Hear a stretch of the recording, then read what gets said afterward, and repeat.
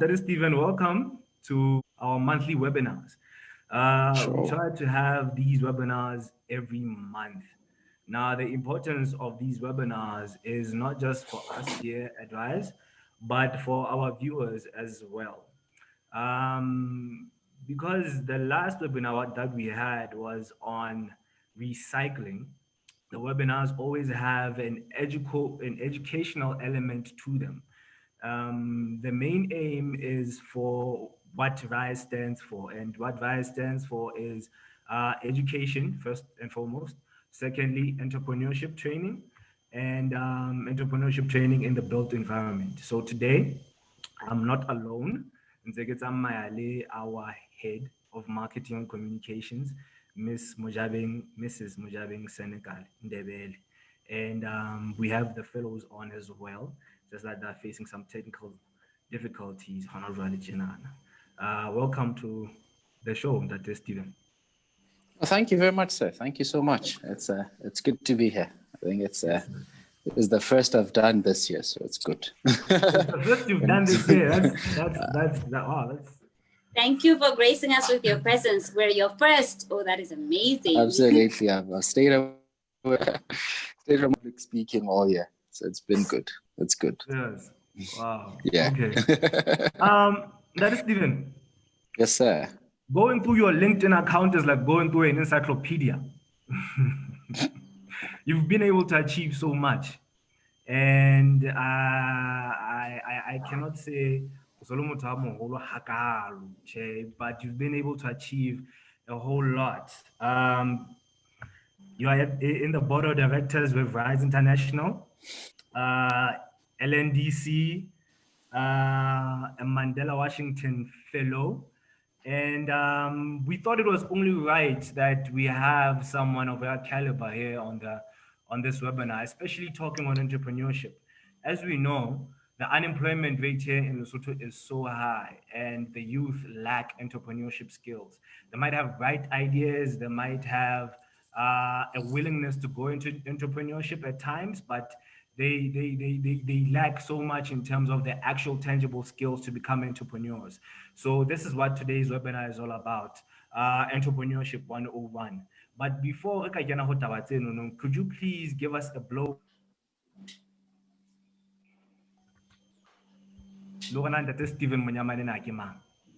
Just a blow by. Oh, thanks, sir. All right, so Stephen Minyaman.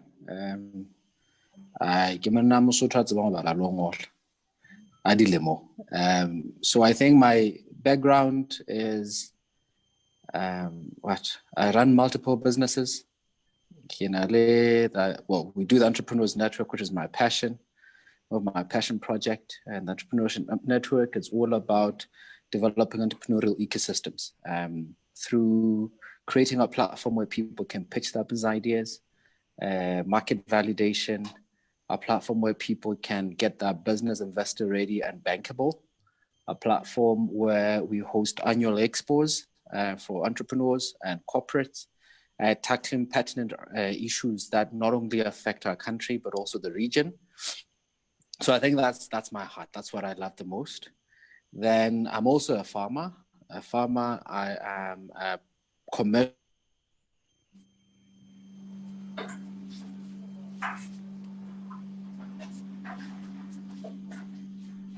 or more industrial scale. We're running a poultry, as things stand, is probably the biggest of its kind. As our abattoir at full capacity can slaughter 27,000 beds a day, which is approximately. So, am I still there? Hello? And then from there, we have a farm as well.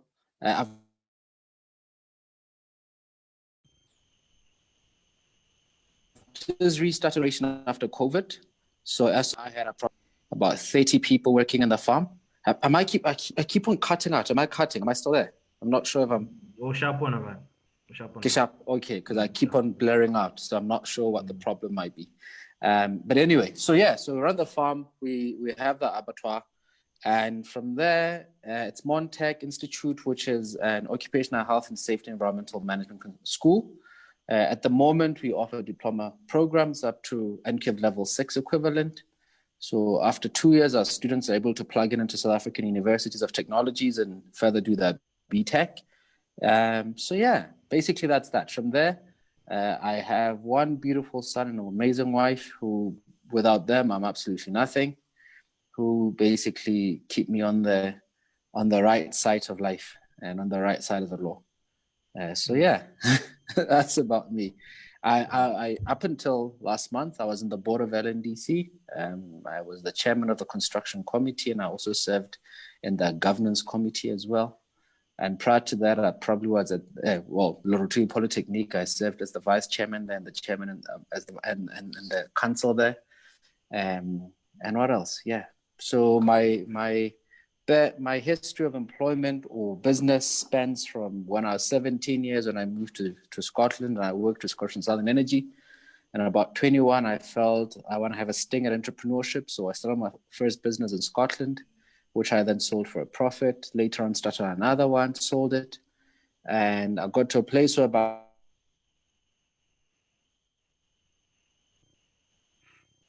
I knew I wanted to move to Africa, but I didn't go Burundi, Tanzania, Uganda, Kenya, South Sudan, Libya, Zim, Mozambique, and eventually ended home. So I've been home since, and this is the best place to be, I think, despite all the problems, the difficulties of the nature of this country is, but I think it's probably the best place to be at. Well, for me personally, I wouldn't speak for other people. Yeah, sure. That was quite the blow by blow. Like I mentioned, we have the mentors on the call. We also have Memo Jabe. I don't know if Memo Jabe would like to have a few questions for you, Dr. Stephen. Yes, I can definitely. already see which you know. Oh my word. So, Dr. Stephen, I just want to know before we get into the nitty-gritty stuff, please tell me how is the transition moving from Scotland to Africa to Lesotho in particular? Okay, so I'm a very simple person. So I look at life in a simple way. In Scotland, I had a decent house. In Lesotho, I have a decent house. I never had to worry about whether electricity will be on or off. The electricity is never. I have consistent electricity in Lesotho. I never had to worry if I'll go to a filling station and there'll be no fuel. And in Lesotho, it's the same. There's always fuel at the filling station.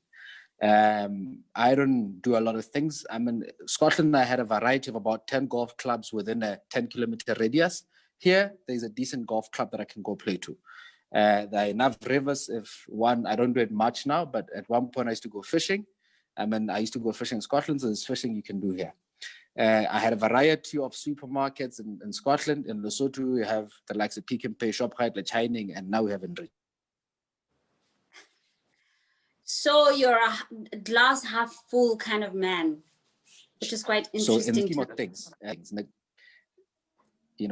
the grand scheme of things, my life has not really changed. There are certain things that were probably easier in Scotland than they are in Lesotho, but they are not a make or break. And I give this analogy because, you see, I have lived in East Africa, I've lived in the Congo, I've lived in South Sudan. And there I had to be creative just to have electricity. I had to have friends who worked in restaurants and hotels just to be able to have a steak. So from that place, if I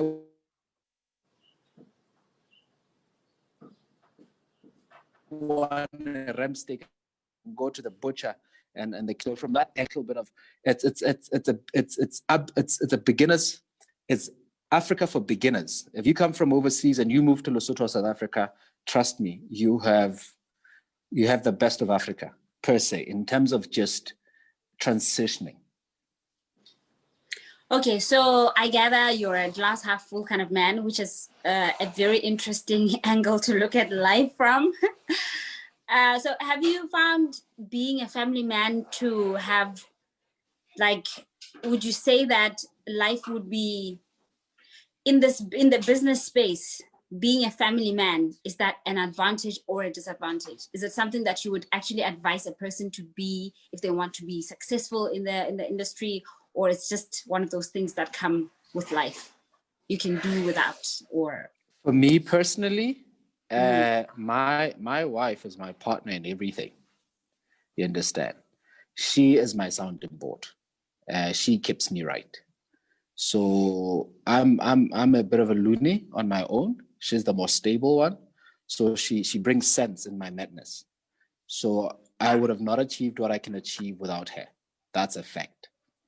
And secondly, for my child, he brings purpose. Right now, I'm doing what I'm doing because I want to make sure that I leave my son with an incredible future. I can be able to develop a country that my son would be proud to live in. And one day when he stands on my grave, he can look at it and say, my father was able to build 1, 2, 3, 4, 5. Now this country is a better place. So I think, and this is for me personally, I will not talk for other people. For me, being a family man is central to everything that I do in business. That's what gives me the drive. That's what gives me that's sort of my moral standpoint that helps me, that guides me. So yeah, I wouldn't choose anything else. that is beautiful. One last question for me. So your passion project, does it cater for SMMEs? Absolutely, yes. That's what we focus on. Our focus is SMMEs. We right now, as we speak, there is a boot camp that's been going on for the last 3 weeks, and we have in total 60 SMMEs from all the corners of this country. Who qualifies? What does it take? Whereby for the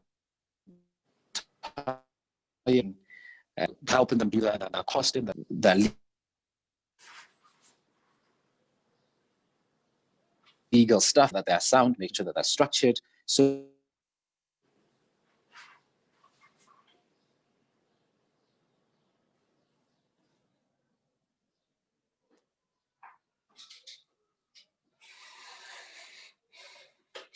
Oh, we lost you a little bit.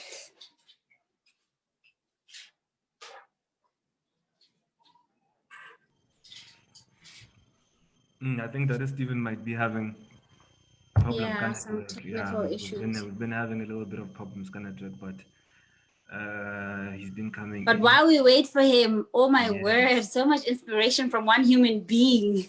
Yes. Yeah, some people just have that Wow. drive. Some people just have that drive. I think Do you think it's a matter of being born for something, or is it just about having purpose, like you said? Or are there people who were born for this? born to become entrepreneurs. Yeah, and you know how there's the saying that I was born to be rich. I can see how I spend money that I was born to be, that I had to be rich. I don't think I think with anything, some things you're better adapt to more than other things. And it's I forget what that circle is called, but it's in your natural born given abilities, and then sometimes you just have that drive in you. You sometimes find people that can sing, but they don't actually think of themselves as singers, even though you know that these people are the best singers out there, but they don't. That's not what drives them. So I think people thrive whenever their talents meet whatever they're driven towards. It's just like when someone wants to become an accountant, but they're failing badly at becoming an accountant. And then someone is very gifted at mathematics, but they don't want to do mathematics. They're into art. So people that thrive are the people that are usually naturally attuned to what they're doing, and they have that drive to push them forwards. That's why when you read about people like Michael Phelps, you might find someone like Michael Phelps has been said to have been genetically gifted, which made him a better swimmer. But had he not chosen to swim, then he could have just been an ordinary guy. It's the same thing with Usain Bolt. Usain Bolt naturally is he's a very tall person, and his legs are naturally very strong. But then much more than that, he has that natural drive to keep on pushing. I think that this Steven is back. That is Is Steven. he? Yes, I can see him.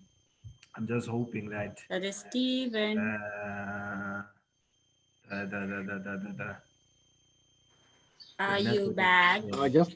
Just a few more minutes. He has to join. He has to join his video and audio, so I need to be connected. So All no, right. that's fine. But that's basically what I think about entrepreneurs that are able to make it. You understand? So talent plus passion plus Yes, drive. yes, Yeah. yes. I could say a little bit about myself. I am not the best in terms of bookkeeping, but I have tons and tons of ideas, and I'm just willing to push the ideas whenever I can because of the fact that I believe that I have limited time. So you sometimes find entrepreneurs in some spaces that have something to give, but they need to learn more, which is the importance of these webinars. These webinars help out entrepreneurs because entrepreneurship as a skill is very, very important within Lesotho because you find that a whole lot of Basotho do not have accounting skills. They do not have budgeting skills. They do not have whatever the skills that an entrepreneur might need to have in order to thrive and succeed. But what you find is that sometimes, because of the natural economic climate within the country, that they're forced to go into entrepreneurship. I mean, I could go outside the street right now and just meet an entrepreneur and just find out why they chose entrepreneurship. They would tell me that it wasn't their goal to begin with.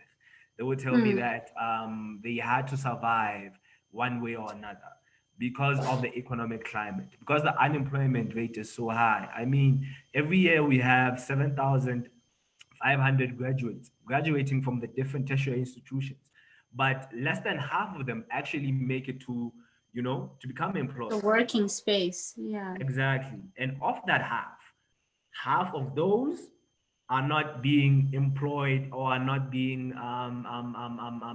what's the word for this? But they're not gaining the money's worth.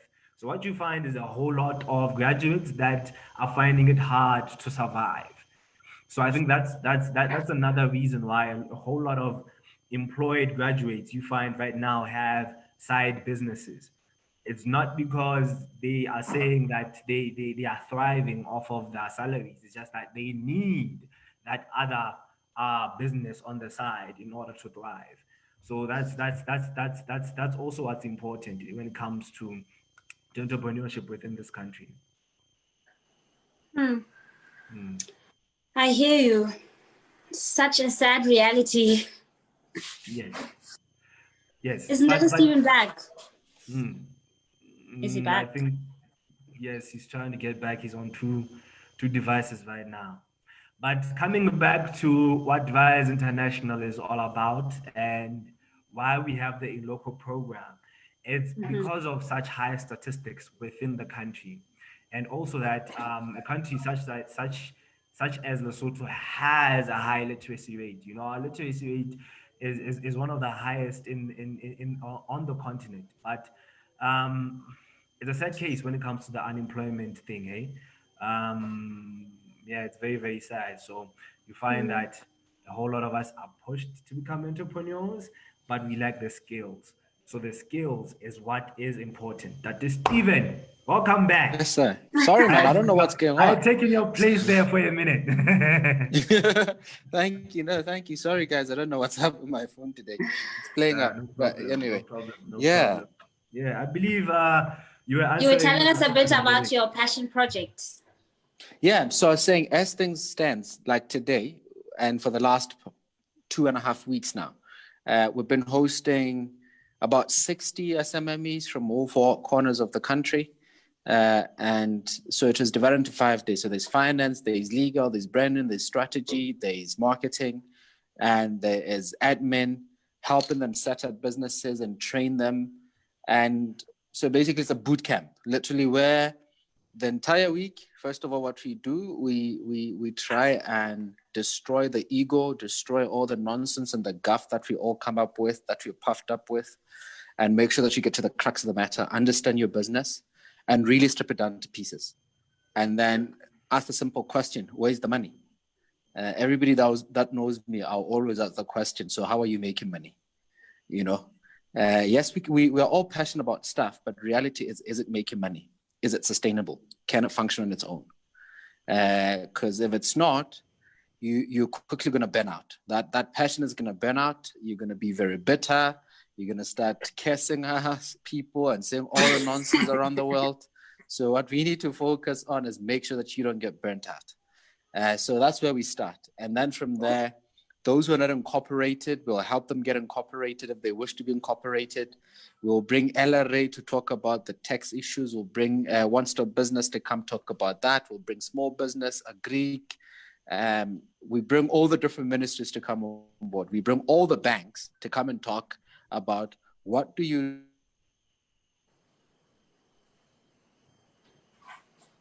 do, what you need to do to be a fleet that people travel. And so it is through that journey and that. So, and then post the boot camps, what we normally host is we will then have about 60 of them who will then have a program that we do with UNDP. Then we will provide them with all the business management services. So in our team, we have a full team of finance people like accountants and the likes. We have a full team of legal team, guys that do legal stuff. We have a team that do all your marketing stuff. They develop their CI manuals. They help them with our social media pages or their digital platforms and literally go that whole journey with them. The whole idea is if we get 60 every year, maybe out of that 60, 20 will live to see 12 months. Maybe out of that 20, one or two of them will actually make it and become something big. And then we also, through the hookup dinner, then do an investment annual of 100,000 that comes from our own personal pocket to invest in SMMEs. And the whole idea is we're testing it. I mean, if we can do it and it succeed, maybe somebody else with a bit more money will then look at it and say, hey, how do I become a part of that? We will have a proof of concept. We'll have demonstrated it. We'll have made mistakes, a lot of them. We'll have failed tremendously, and we'll have learned. And maybe there'll be a bit of spark of genius, and something good might come out of it. So, who qualifies? How does for the bootcamp? Anyone, it's open. Everybody can apply. So we do an application every single year. Anybody who has been running a business or has a business that's been registered or running, or it doesn't have to be registered, but if it's been running for at least 6 to 12 months, you qualify. So people apply, and then there's a criteria used there, which it will be difficult for me to talk about. I think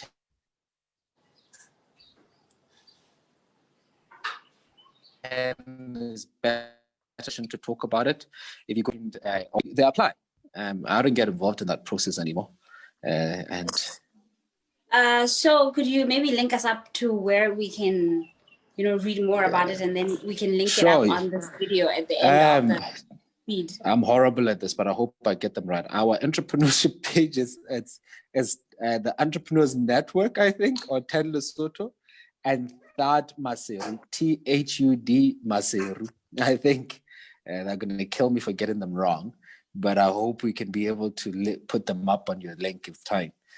So those are the two pages that I know, and I think that they're on Twitter. Just say at Entrepreneurs Network Lesotho on all the social media pages. I believe we are there. Sorry, I'm young, but I'm not so much in the socials. So yeah. Okay. But there's a team that does that incredible job. Oh, that is great. We will take you out, and then we'll be able to link it up to our video for absolutely. Yeah, that would be great. That'd be great. Yeah. Yeah, Leo. Yes, ma'am. That's all the questions I have for now. Please ask away. Okay, that is Steven. Yes, sir. You're a very passionate man. I guess that's what me and Mujabin were discussing when you were having your technical difficulties. I'm not sure if this is the right wording, but you have your hands in so many businesses.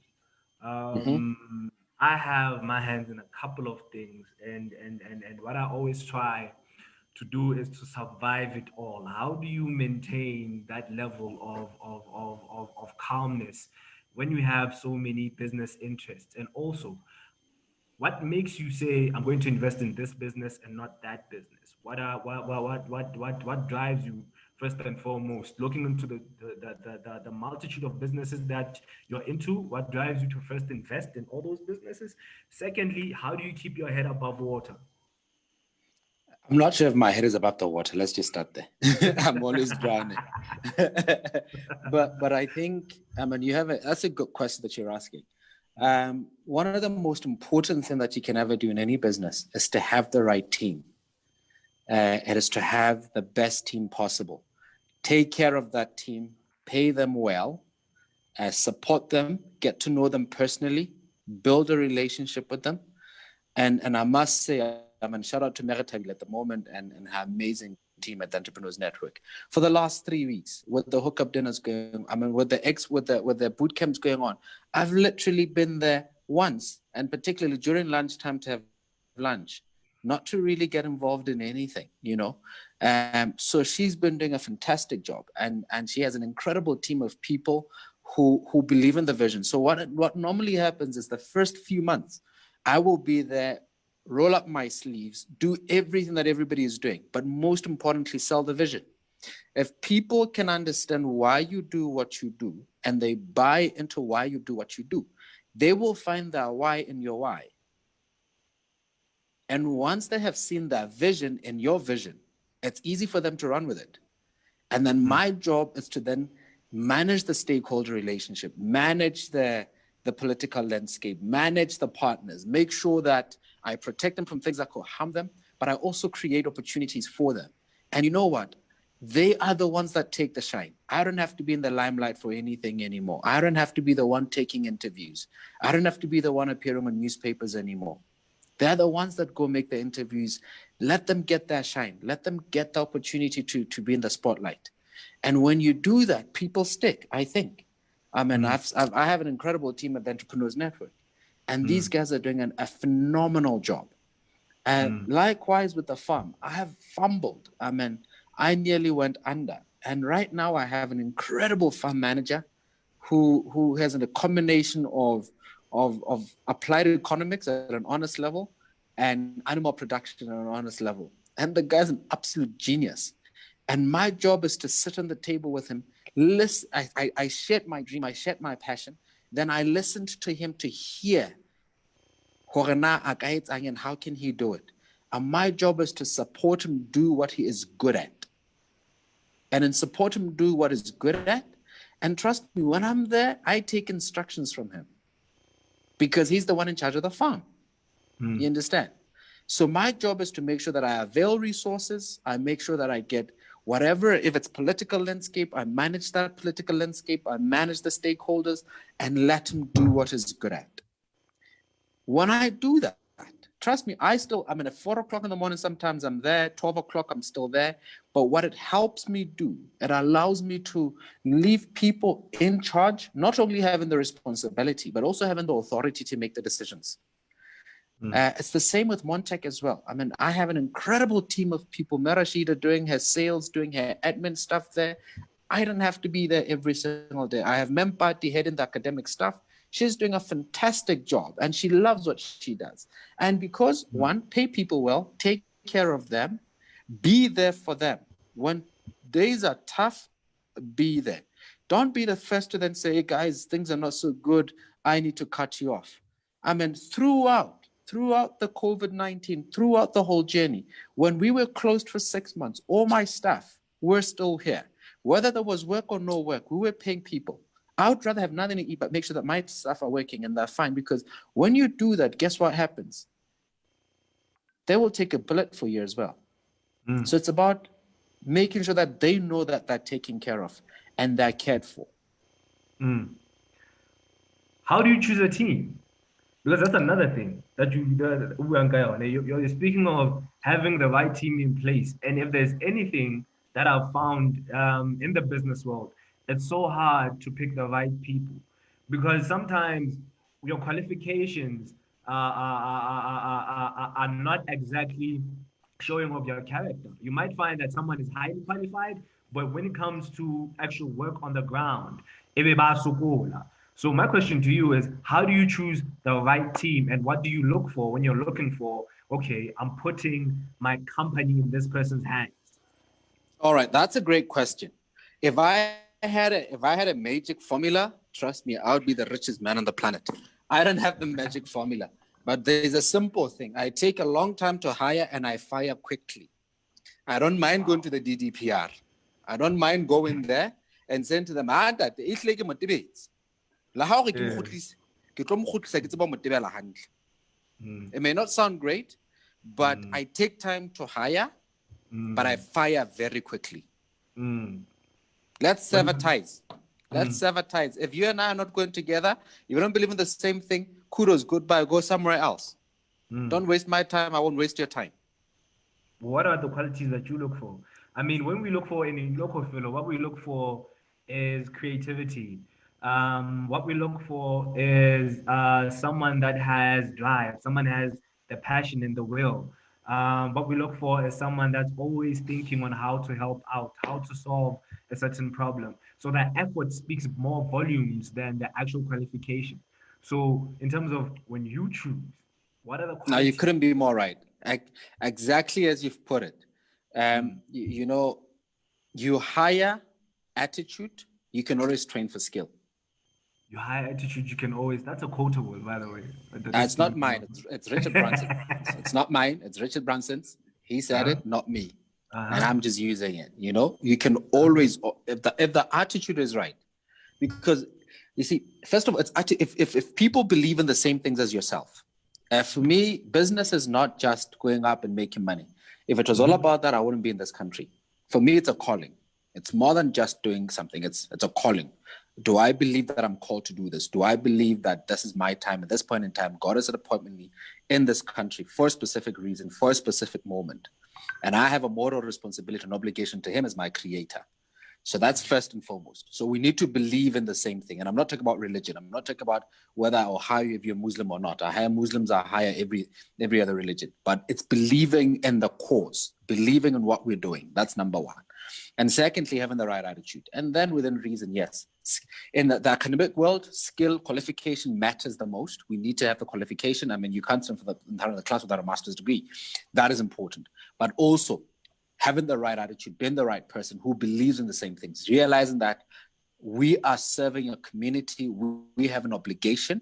So our job is more than just a paycheck, but it's also a moral obligation. Yeah. Yes, sir. So that's the sort of things that we look at. And I mess it up all the time, and I get it wrong, and I fight with people. 2 days ago, I fired one of the most talented guys I have in my team. But because onana ke stara. So at ba di stara di nana di tlatla ha di tlhoke practice di ka tla le baleng la tso bapala bolo fela. I don't believe in that. So I literally, he came in. I waited for him. I was supposed to be there at 8 o'clock. He came 8:30 and strolling. And he'd been doing it for a while. And all I said to him, I said, sir, get into the office. Please return and go back home. Never come back here. Take all your stuff and whatever that belongs to you. And we calculated the number of his days and I paid him immediately. And guess what? Replacing him means I have to employ 3 different people because of the skill that he brought. But because he is bringing the wrong attitude to the team, he is going to destroy the corporate culture that we're trying to create. I would rather employ 3 more people and get rid of Satara. Yeah. Wow. I think, I mean, it goes without saying that you're a very strong person, but I think this is a really interesting quality that most of us fail to have because because of how cultured the Basotho nation and just generally how cultured Basotho people are, we shy away from being straightforward people who can literally say anything on the spot and not even have to wait for tomorrow to put you put you at your place or to just straighten you out. So in your workshops, is this something that you train, or do you think this is something that one is born with, or circumstances will push you into being a person like that? So it's a combination of two things. So I think a lot of times, especially when I first started and I started interacting Haimana, I came out very arrogant, and I was arrogant because I thought I knew what I knew. You see, you need to understand the culture you operate in. You need to understand the environment in which you operate in. So I can be very diplomatic when it comes to things. Lesotho is a very classist society. There's hierarchy. Straight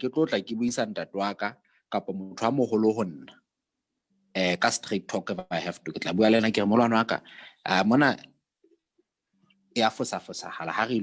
You understand? So I'll find ways respectfully to talk to a person who's older than me. For instance, ladies that work in the kitchen that does the catering for us. And I'll not just call them out. I'll call them privately and say, what we did yesterday was not necessarily right. And it's sending the wrong message to the younger ones. Please let us correct it. You understand? So you have to have tact. You have to find ways of also talking to different people. But certain times, you need to give an example. You need to put your foot down. You need to be able to then call a spade in such a manner that if somebody else is still thinking that a spade is a digging fork, they will change their mind immediately. So it's a combination of both, you know. So you need to learn, you need to know. And at the same time, you need to be a human being. You need to have a heart. You need to be able to feel for people. You need to be able to empathize with people and sympathize with people. You need to be able to have empathy. You know, you can't just be a robot. There's no one size fits all. And you can talk to different people in different ways. You need to understand the environment you're operating in. Interesting. So besides having to deal with people that are coming late and bostara, what are some of the real hardcore challenges that you deal with? So I think my longest problem is, you know, the saying that don't show your hand until it's perfect. So whereby if you play an instrument, you'd want to perfect your craft before you start playing in front of people. I think that's been one of my biggest weaknesses. So I will try and get things done and correct them on my own. And I'm shutting everybody out that probably would have helped me, that have probably been very instrumental, that would have been able to say, hey, you know what? We all fail. It's okay. Come back in. You know what? So I've realized that sometimes, especially my stakeholders, I will die with something trying to correct it on my own and fail to address issues in time. So I fail to communicate with people and say, hey, you know what? I think holds are good. So sometimes I want to play hero. You know, being the firstborn son. I'm not the firstborn in my family, I'm the firstborn son. So with that attitude, you sort of step in your father's shoes and you want to be the one that protects everybody. And it spills into your workplace, it spills into your business. And you want to make sure that you're the one that comes and reassure everybody that, hey, we're fine, you know, as opposed to then say, you know what, hey, chill. But what I've been learning lately is, you know what, tell people the truth, chill, do so tea. And it's fine.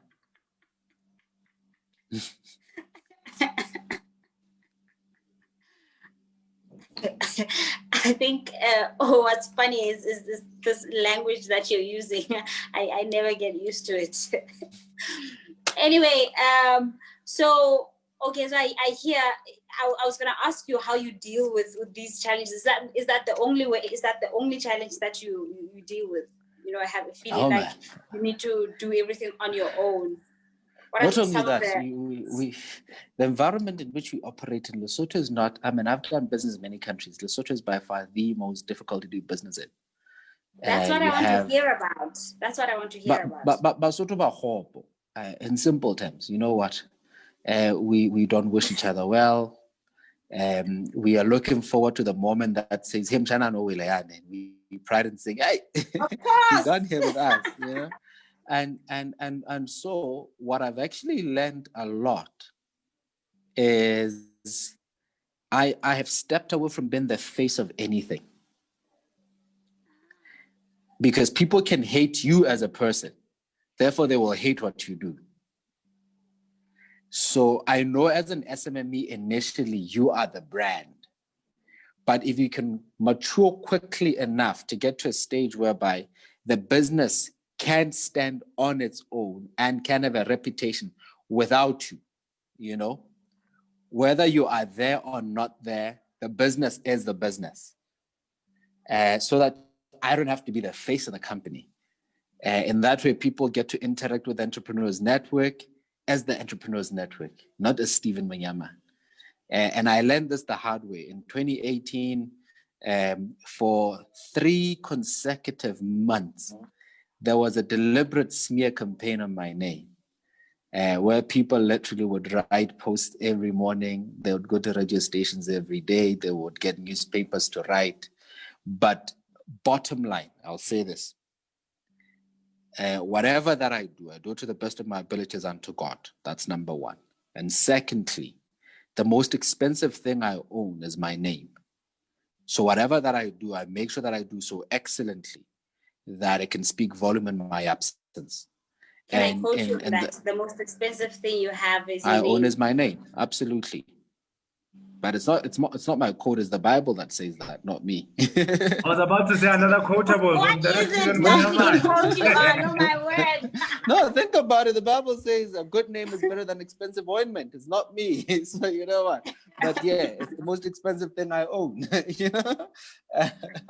and as a result, it allows me to then say, so yes, in the pub, so I don't have to be tagging and doing hashtags every day on Facebook and say, look at myself, I'm in the farm, I'm chilling in the farm, I'm doing that, just counting my chickens and all that nonsense. I mean, it's good for other people that do that want to be influencers. I've got no intention of being a social media influencer whatsoever.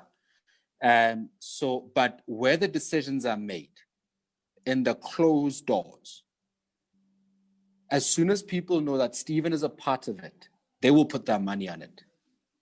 They are willing to commit because they know what can be delivered. So it takes consistency over an extended period of time. I mean, I've been home since 2011 towards the end. So between then and now, I have consistently on a daily basis been very intentional about finishing whatever I start. In that way, you develop a reputation. Even in my absence, that reputation will speak volumes. Even when there can be a smear campaign, I will not have to defend myself. I will not have to say a word back. I will never have to even write and try and clarify or give a different side of the story. The people who have worked with me, interacted with me, done business with me, used my services, will fight my battle. I don't have to do it because integrity is not what you do in public, it's what you do when nobody's looking. That's true. That is Stephen. Yes, You mentioned sir. something that's very, very important. You mentioned growth, which I feel is where a lot of us young entrepreneurs are failing. We fail to grow our businesses. It might be that we fail to market our business. It might be because we don't know what it takes in terms of the financial skills on how to budget for your business. What do you think is when it comes to actually scaling up our businesses, having the whole 100 to having 1,000 chickens? What's because there is that barrier, and with you and the Entrepreneurs Network, I think you've seen it a lot of times in terms of there is this entrepreneur, the entrepreneur is passionate, but they're failing to scale their businesses. So Can I ask you what is a the key question problem? before I answer? Yes, and that. So when you say fail to scale, how many years are you looking at before somebody moves from 100 chickens to 1,000 chickens? 5, 3. Okay, so how many people have said they've actually failed after 5 years and they were consistently doing the same thing? I've been consistently rearing chickens for the past 4 years. Still have 100. Okay, so I'll explain 2 things. A lot of times we think things happen overnight. If after a year is not giving me the results that I desired, it has failed. Then I move on to something else. And the reality is this, it's because most of us are survivalists, not by choice, but by circumstances. We're not into business. I put it this way. I mean, a lot of us go into business simply because of no other alternative, like you said earlier on. So we go into business because we need to survive. So if you're doing something and you're not surviving after a year, hey, that's just common sense for somebody to go look for something else because they're trying to survive. You understand? We don't have the beautiful safety net that other people have. That's the reality. When my partners and I started Entrepreneurs Network, we knew that the first expo, we were going to make a loss of 150,000, even before we started, even before we sold the first ticket. We knew we were going to make that loss. We made peace with making that loss. We started planning to finance that loss. And we made that loss. We knew that in the second year, we're not going to make a profit either. But we are going to grow the Entrepreneurs Network. We are going to have a slightly bigger expo. We knew that only in year 5, we'll probably be making money. And guess what happened? Then COVID happened. This was the year for us to be making money. This was that year. So a lot of times we need to understand that we should not compare ourselves to the like of Silicon Valley or the guys in the US, where there are markets, where you can do, let me explain. Earlier on, I said I started 2 businesses in Scotland and I sold them for a profit. Try and sell a business in Lesotho. You understand? We don't have a market that says you build value, you can make losses for 5 years, but you're building value. And then after 5 years, you can sell the business on. We are into the business to make profit immediately because you're trying to survive. So we should never use the yardstick of another country. So I'll give you an example with a chicken business. So we invested over 5 million last year, right? We made a loss of 1.4 million. And I was about to go under, right? And then we looked at the business, did a valuation on it. The business that was making 1.4 million loss was valued at 11.5 million. Do you And I not was have able to heart sell, problems? you know, I was able to sell a certain portion of that equity. And I only sold, to be able to raise, now I needed to raise 2 million to start. So I sold about 12%, I think, of the company to be able to raise the money that we needed to start. And guess what? I was good as a startup that has never traded when I was talking to people because it was a matter of a month or 2. If I didn't raise the funds, I was going under. You understand? So we should never even make the mistake of comparing ourselves with the likes of the US, the UK, even South Africa. I mean, do you know how many funding opportunities are there in South Africa? They will blow your mind. You have layers and layers and layers of funding. How many years did it take Facebook of failing and failing and failing and failing before they made money? How many years did Amazon lose money over and over and over and over and over before? But if Amazon was in Lesotho, you lose money 1 year. Trust me, the investors want to run away and they start suing you on giant double. So I have tremendous respect for any entrepreneur in this country that survived beyond 2 years, regardless of that scale.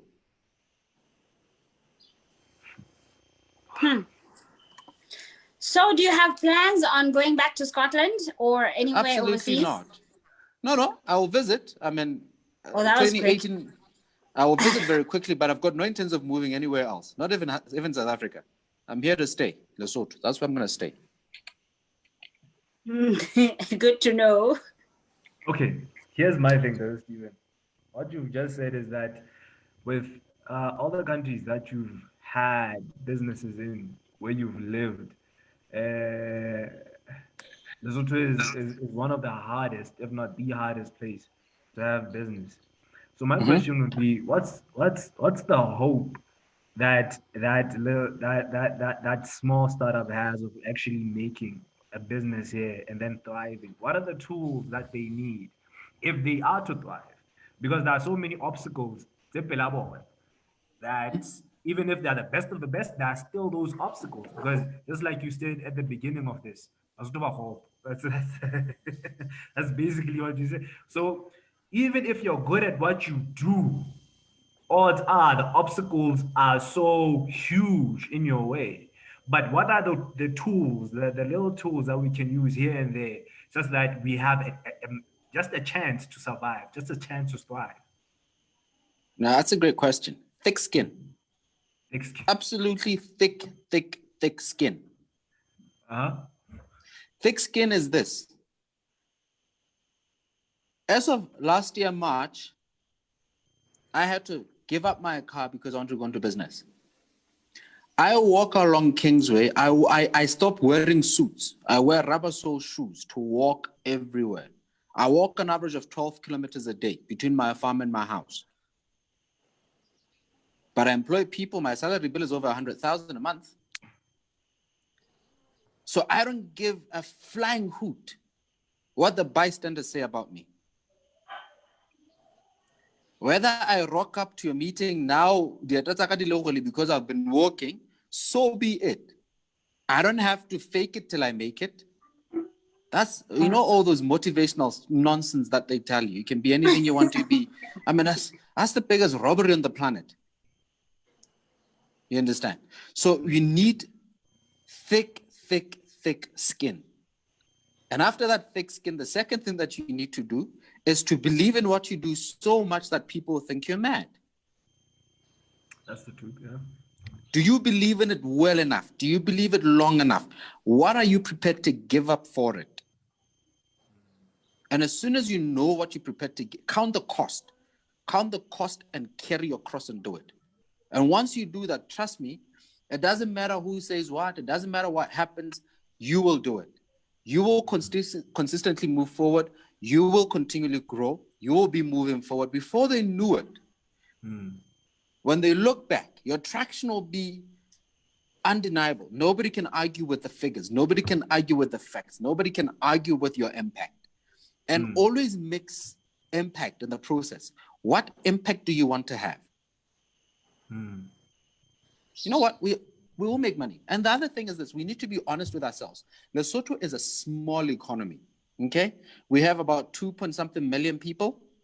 We probably have people that have buying power. No, I'd say more than 100,000. Plus or minus 500,000 to 600,000 people with buying power, okay? So how many billionaires can we create? So we need to be honest with ourselves. That's number one. Secondly, for me, I've always focused on 4 key areas. It's environment, it's energy, it's water, education. So I'll combine environment, energy, and water as natural resources, right? Then education, and then now is food production. People must eat. It doesn't matter how poor you are, you must eat. It doesn't matter whether there's COVID or no COVID, people must eat. It doesn't matter whether the borders are open or closed, people must eat. And if you look at the food industry, we are sending billions of maluti every single year to South Africa to import food. So the next billionaires that we're going to have in this country are going to come from farming and agro-processing. That's true. But we need to understand the value chain. So before you go into it thinking that when you're doing 100 chickens, you'll probably make $1 million, you're never going to make $1 million. You need to be able to open that value chain, because unlike other countries where the value chains are defined, now all you need to do is to plug into a value chain. We have to start value chains from scratch. We do. So, and you should be willing to go on with other people. You can't have the pie by yourself. It's too big. There's enough money for everybody. We'll all be rich if we do it all together. And a population of 2 million is such a small population to turn around. It only needs 2 budget cycles. Um, that's another thing. We're talking big business, Mm-hmm. and one of the people, Belung Horebe, Bana Lepot, is because we're live. People actually have questions here, and Letazi, one of the people that's actually watching the show, is saying that what if you're scared to take that big risk? What do you do to actually control that fear of taking that big risk and saying, you know what, I'm just going into business, I'm just jumping into this because people are afraid Let of me taking the ask. risk. Eh? I'm So, one of so them. what, let's clarify that question properly so that we understand it. Yes, please. Yes, So, please. for instance, this person is in employment and is Yes. thinking of leaving employment and going into business. Yes. Okay. My answer is don't be stupid. Let me explain what do I mean. Yes. Particularly if you're married and you have a child. If you have a wife and you have a child, look at your salary, look at your current lifestyle, and ask yourself a number of questions. What is that amount of money required on a monthly basis in my household to maintain peace? And when I say maintain peace, I mean in the absence of necessities, there is no peace in the home. So you need to have that mind and say, what is that minimum figure? Once you have that minimum figure, ask yourself a question. What am I prepared to give up now? Because from employment into business, you are going to have to give up certain lifestyle things. If it means I need to downsize, I'm going to downgrade my car, I'm going to downgrade my house, I'm going to do that, you need to be prepared to do that. And then ask yourself a question. How long am I prepared to walk this journey of sacrifice before I can achieve my goal? And once you have answered that question, my friend, you will have no fear. Business is not the unknown. It is How the long am I known. willing to suffer for this? Basically. Yeah. How long am I willing to suffer for this? It's the known. It's not the unknown. You're not chartering into the unknown. That's why you have projections. That's why you do feasibility studies. That's why you do market research. That's why you come up with all these things to then say, this is the reality on the ground. But you know what? It can happen. So it might change there and there and there. So I will take that route. But this is what I'm going into. You understand? So you need to be, so fear comes with lack of if you're going into a known territory, you don't have fear. But if you go into uncharted territory and you don't know, then there's a lot of fear. So if you want to dispel fear, get knowledge, get understanding. Understand the environment you're operating in. Understand what business you're going to go into. Understand what it takes. Understand what it is. And once you have those things clear, guess what? Your conviction will be on a higher level. You'll be an insane man. Yeah. I fully believe you. I believe you. Interesting. I think Nsekele Ramutlu wants to know how to follow the entrepreneurs network. I believe Nesere Agabile, no, Mojabe? Yeah. Yes. Just look for the Entrepreneurs Network Lesotho on Twitter and on Facebook. And Instagram. I think all of them. Yes. You know it. All of them. I think they're everywhere. Yes. There are guys that are employed to just manage the Facebook pages. Stephen. But otherwise, we will link them up. We will find them, and then we'll leave the links Share the to links. all. Yeah, we'll leave the links on our video. Yeah, so that my team does not kill me. Yes, that as well. Yeah. I think this was quite insightful. I don't know it if was so amazing. If the fellows can have a word or two. I know that video. Are you guys hearing us, fellows? I hope they were listening. I hope so too. Yeah, but basically, that this Stephen answered in more or less like life terms, more than anything. I thought he would come with the numbers, the statistics, but that, you know, sometimes you have to do what you have to do and you have to count the cost in order to be the Mm. boss. That's a loma mna enkotable for you there. Just do it. Halala, there we go. and honestly, See what guys, you're trying to do there. Yeah, we need to be definitely. gracious, eh? We need to be gracious with people. This life is not easy. We need to celebrate small steps. Celebrate small steps that everybody's taking. Encourage people, because you don't know. At that particular time, that's all the encouragement they need just before they decide to either throw in a towel or stay. You know, this journey is lonely. It's very lonely. It's amazing how the questions just keep pouring in. But we have one from Vulan Hlapo. I think we all know Vulan Hlapo, the founder of Sidiban.com. He says, "Ndatomunyaman, you mentioned how big of a difference there is in the landscape for business here and outside. In the years you've been here, how would you No, frame it's doing not him. business?" It's another Mbula. It's another Mbulani. It's another Vulan. Oh, Yeah. okay. So, in the years you've been here, how would you frame doing business and succeeding big time in Lesotho, or what you think may be answers to these? Okay, so I hear it. Have a good one. So the landscapes are different. What would it take to succeed? Yeah, yes. You need to navigate the landscape. You need to understand the environment that you operate in. Once I've succeeded, I will come back and tell you. At the moment, I'm still paddling just to keep my head above the water. One day, I don't know if I'm coming or going. But what I can share, you have a combination of things, depending on what industry you go into. There's the political landscape, which is your party politics that are going on every single day. Just because you're immediately associated with that political party, whether you are there or not there, doesn't matter. People have already made a judgment. Lesotho is a very small town. And I use town deliberately, even though we're a country. Everybody knows everybody. I tend to frown one moment with you, tomorrow,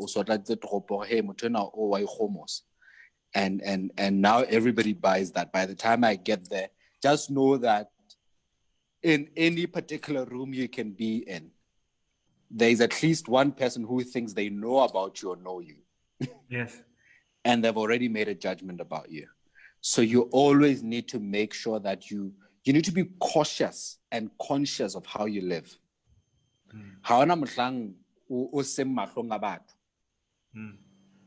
You are always in the people's eye. You're always on stage every single day. It doesn't matter where you are. The way you treat that woman, the way you talk to that woman, the way you're dealing with her at that particular time can either come bite you in the backside tomorrow or can probably the next day. That's true. And that's why we have to be authentic. So you have to do it from a place of authenticity, not from a place of performance or trying to put up a show. Because you can only put up a show for so long. You know. So if it are more, no. Stay away from things.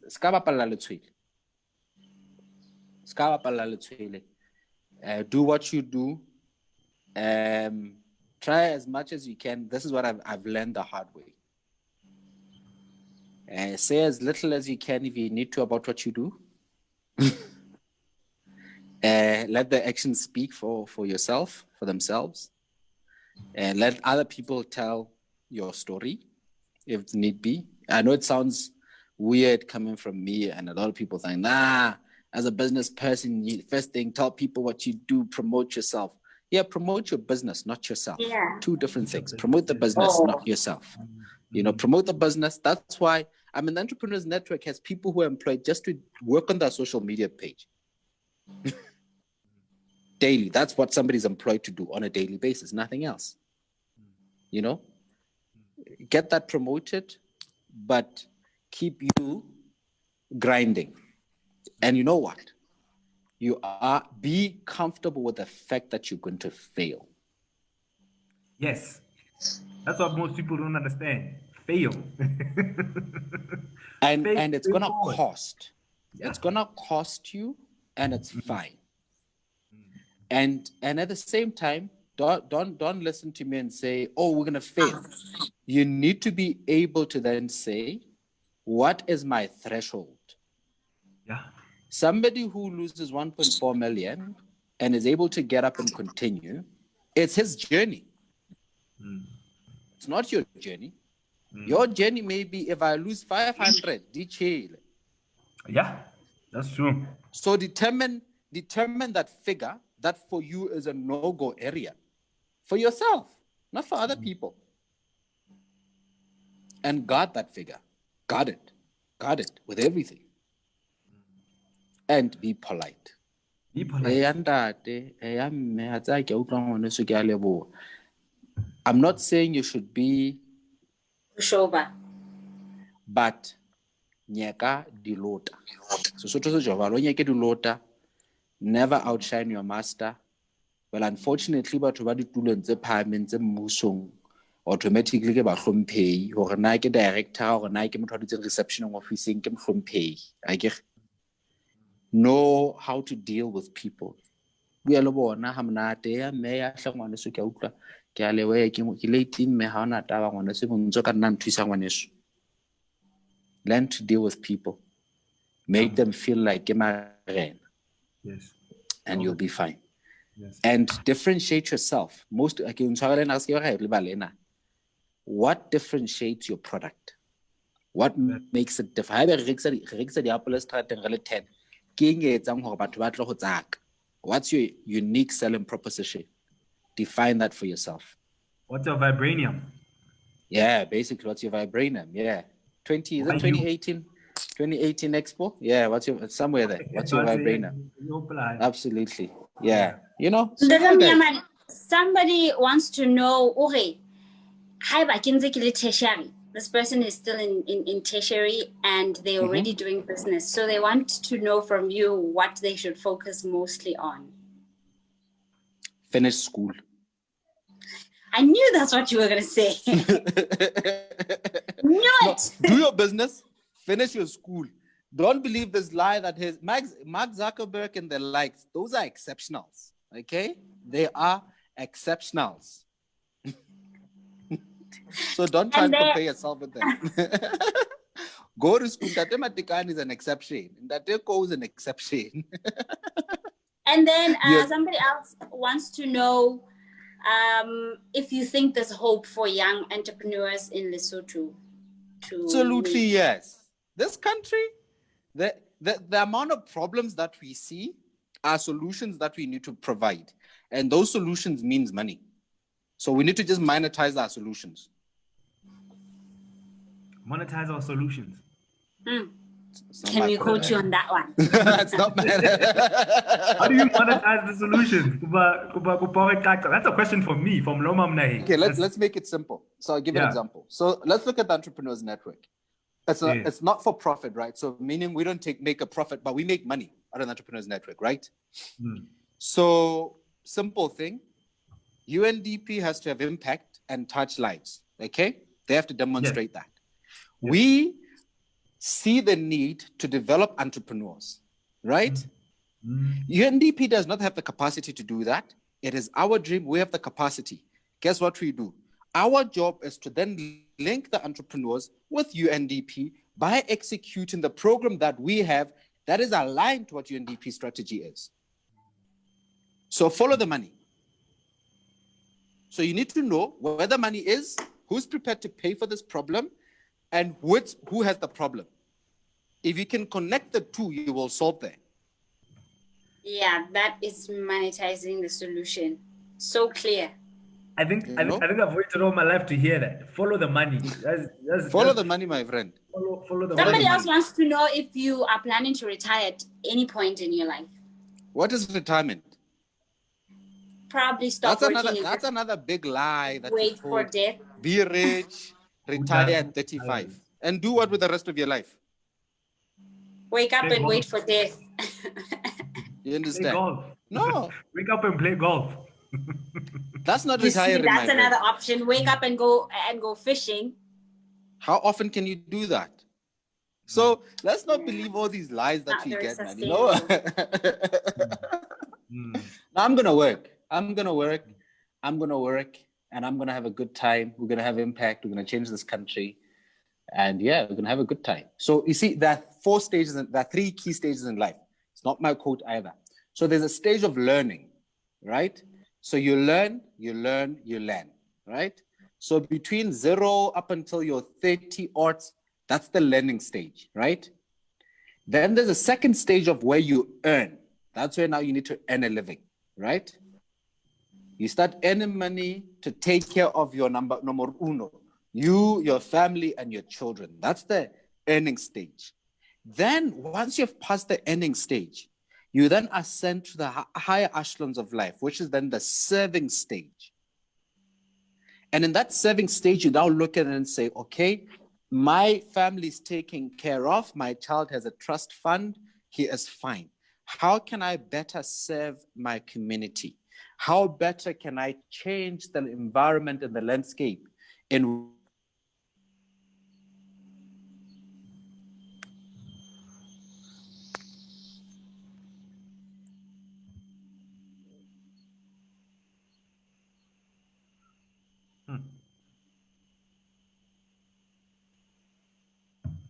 Yamjavin, Yes. are you still here? Yes, I'm here. I had one last question for Ndate Mnyamani that comes from the people. What did they want But to you know, they just Oh, you're muted. yeah. Yeah. Somebody wanted to know what he thinks of service delivery from Basotho people. Yeah. What do you think of service delivery from Lesotho people? I think it's terrible. I think it's terrible. It's terrible from the smallest thing, as from a small entity as buying food for lunch. The service is terrible. To the bank, the service is terrible. I don't have very good experiences with Basotho businesses, service delivery. But what would you think is the cause of such? Is it a culturally based something, or is it where exactly what Ndate Mnyamani said? Basotho ba pelo di bohloko. And I don't know, maybe we don't care much about certain things. It's like perfection is not what we were taught, or something that we need to worry about. Yeah, I think that's it. But then We don't really understand perfection. Yeah. Because I think much more than just this show being about entrepreneurship, what Ndade Stephen has basically said is that, just like I said, I wasn't thinking that this would be that type of show where Ndade Stephen actually gives us real life examples, and he is more in tune with empathy than with the actual numbers and anything else. But you also have your role kahara industry in your businesses. I also have the role that I have with my different businesses and so on and so forth. And I think that we have this new generation of this new wave of young entrepreneurs that are just willing to be very, very excellent in what they do. But my question still remains in that how then do we solve the issue of having such poor service delivery? Because what I've found and what I've tried to use constantly in my different small businesses is exactly what that Stephen talked about: being humble, communicating with your customer. But how then do we solve the culture of poor service delivery within the country, especially because the economy is so small, but the young wave of new entrepreneurs that are coming out are not thinking within the country. Trust me, with this age where COVID has basically forced us to work remotely, we are thinking of excellent service delivery, right? We are the social media generation. We are not thinking locally, we're thinking worldwide. So then if that's what's happening, how then do we change the poor service delivery situation that's happening within the country? Because we need to get to that level.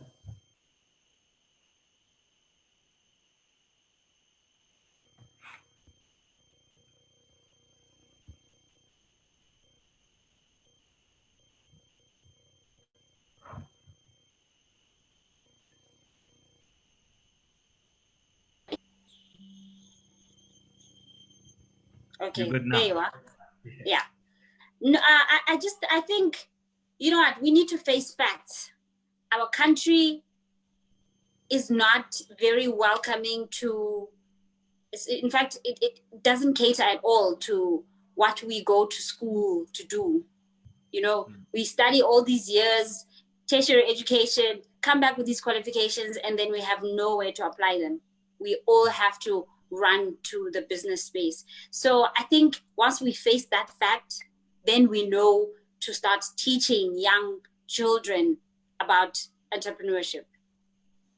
So that culture, I personally think that it's something that can only be worked on from a young age, because now where, you know, it's not very easy for us to think that people that have been practicing this behavior and these practices for so long can suddenly wake up and be different people. I don't know if you get me, but you know what, Leo, I think that since Nermi Yaman is not coming back, I think we should just wrap up. Yes. What do you think? Just as with every other webinar that we have, here as well as international, the whole aim is to have an educational platform that young entrepreneurs can grasp the ideals. And I think that Stephen shared a whole lot of gems in this short interview that we had, in terms of growth, in terms of having a tough skin, in terms of being prepared for the failures, because as an entrepreneur, failure is a part of the journey. And that's my take. And generally being realistic in this journey. Realistic, yes. But thank you everyone for watching, and please tune in next time. Please follow us on our social media platforms. All of them, we're everywhere. We are on Instagram, Rise, INT_org. On Facebook as Rise International. On LinkedIn as Rise International. We have a YouTube channel where you can log on and watch what our in loco fellows do and all the amazing projects that Rise has done throughout the years, and what Rise is doing at the moment and where Rise is going in the future.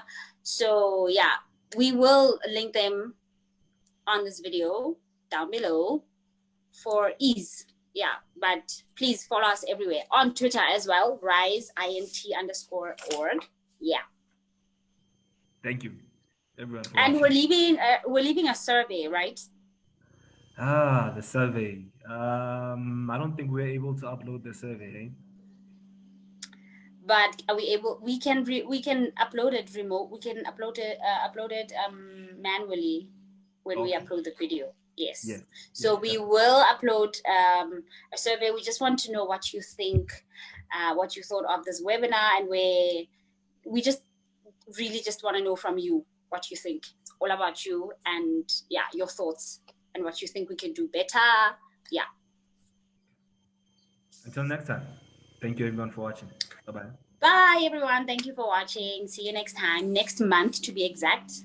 Next month around this time. Yes. Yeah. Definitely.